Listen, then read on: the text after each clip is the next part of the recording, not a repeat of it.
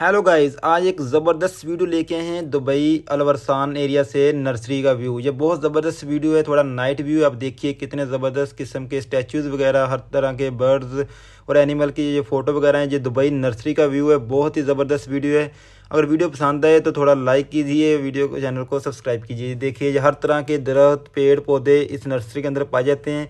ये दुबई के सबसे बड़ी नर्सरी है अलवरसान एरिया के अंदर। हर तरह का दरख्त यहाँ पे पाया जाता है और बिल्कुल मुनासिब कीमत के अंदर मौजूद है। ये देखिए क्या शानदार दरख्त हैं और बिल्कुल ये हाईब्रिड बीजों के ऊपर बनाए गए हैं।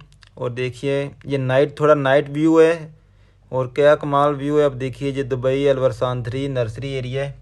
वीडियो पसंद है तो वीडियो को ज़रूर लाइक कीजिएगा ताकि हमारी आने वाली तमाम वीडियो भी आप तक पहुँचती रहें।